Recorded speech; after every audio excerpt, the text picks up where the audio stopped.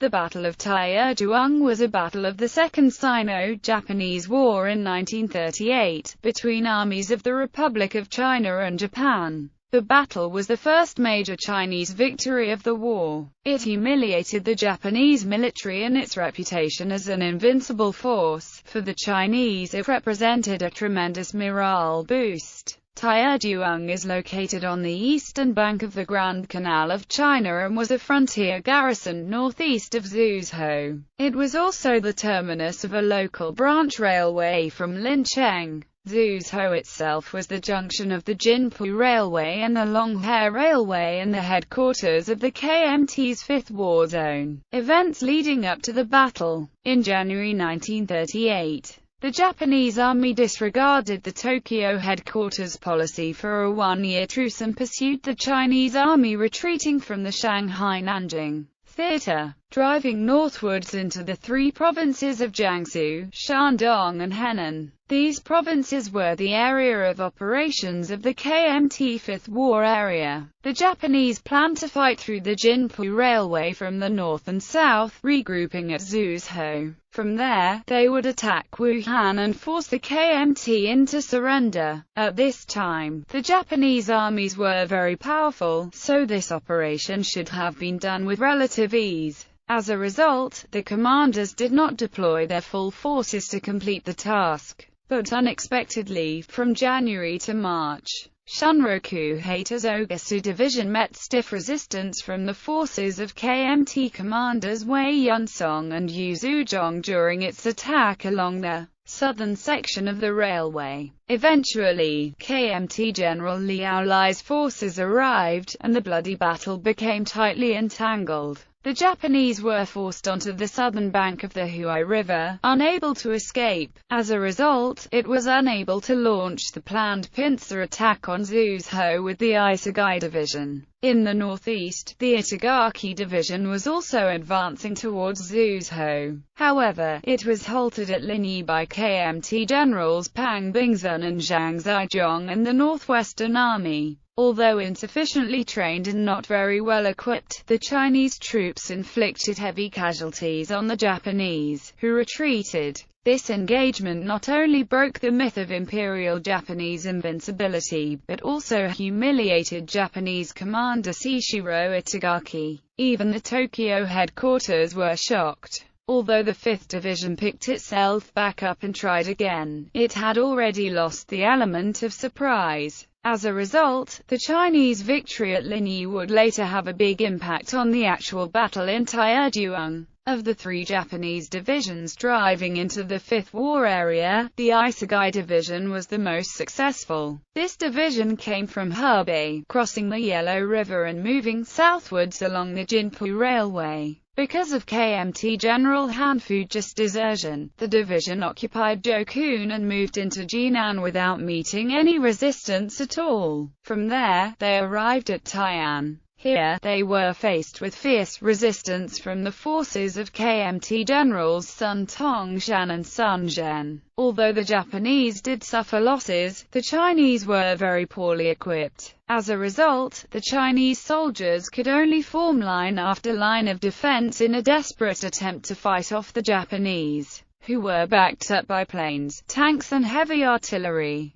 When one line was wiped out, they would move on to the next line. Step by step, the Chinese fell back. By mid-March, the 10th Division had fought its way to Yixian. At this time, KMT commanders Sun Lianzhong and Tang Enbo arrived in the region with their forces. Although Sun's second group army consisted of two armies, it had taken heavy casualties during the defense of Niangzi Pass in 1937 and had not recovered yet. As a result, its actual strength was only 3 divisions. These 3 divisions were Zhang Jingzhao's 30th Division, Kai Fengcheng's 31st Division and Huang Qiaosong's 27th Division. The 30th and 31st Divisions made up the 30th Army, while the 27th Division made up the 42nd Army. Fifth War Area Commander Li Zonggren gave the responsibility of defending Taierzhuang to Sun Lianzhong, who stationed Kai Fengcheng's 31st Division inside the district. On the other hand, Tang Enbo brought 4 full-strength divisions. They were Zheng Dongguo's 2nd Division, Zhang Yaroming's 25th Division, Chen Daking's 4th Division, and Zhang Zhuzhong's 89th Division. The 2nd and 25th Divisions made up the 52nd Army, while the 4th and 89th Divisions made up the 85th Army. All of these divisions were reorganized according to the German model and had German advisors attached. As soon as Tang's troops arrived at the battlefield, they began engaging the Japanese north of the Taierzhuang area. However, Li Zongren thought that there was too big of a risk losing the Central Army's elite divisions.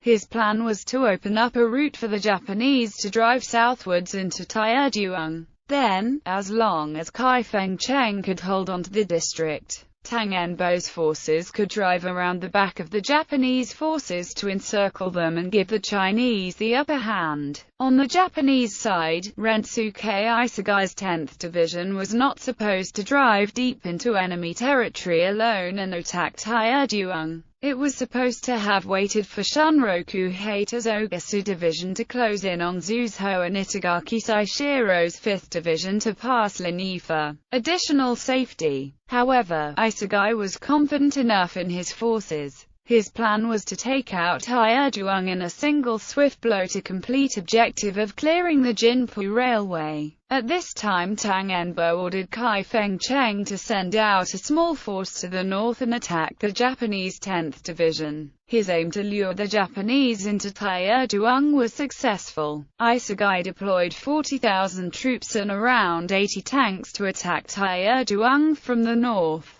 From the 21st of March onwards, the Japanese Air Force launched an extensive bombing operation on the Chinese positions, causing the civilians to flee in terror. On the 23rd, the district was razed by artillery fire. On the 24th, KMT Generalissimo Chiang Kai-shek flew to the front lines to inspect the defenses. He also left General Bai Chongxi there to help Li Zongren. The Battle of Taierzhuang had begun. The Battle of Taierzhuang. The battle involved a Japanese plan to conquer Zuzhou, a major city in the east. However, the Japanese failed to consider the plans of Generals Li Zongren and Bai Chongxi, who planned to encircle the Japanese in the town of Taierzhuang. The Japanese operation started on the 24th of March. Overconfidence led the Japanese commanders to overlook the thousands of inconspicuous farmers in the area, who were affiliated with Li Zongren, and cut communication lines and supplies, diverted streams, and ruined rail lines.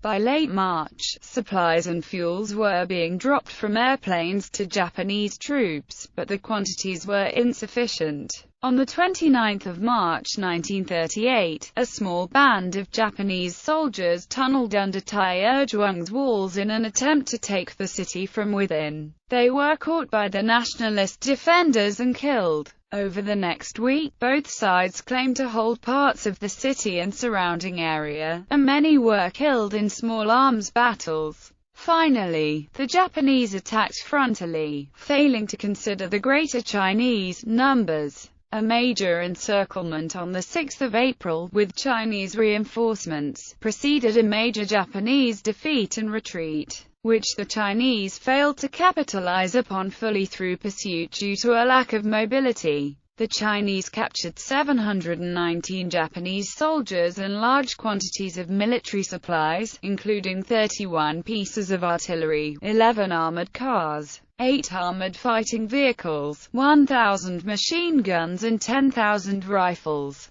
Their Tadai Corps was effectively used against Japanese units. Due to lack of anti-armor weaponry, suicide bombing was also used against the Japanese. Chinese troops strapped explosives like grenade packs or dynamite to their bodies and threw themselves under Japanese tanks to blow them up. Dynamite and grenades were strapped on by Chinese troops who rushed at Japanese tanks and blew themselves up. During one incident at Taierzhuang, Chinese suicide bombers obliterated 4 Japanese tanks with grenade bundles. Amid the celebrations of the victory in Hankou and other Chinese cities, Japan tried to deny and ridiculed the reports of the battle for days. It was reported in the world's newspapers. However, the Chinese scored a major victory, the first of the Nationalist Alliance in the war. The battle broke the myth of Japanese military invincibility and resulted in an incalculable benefit to Chinese morale. Gallery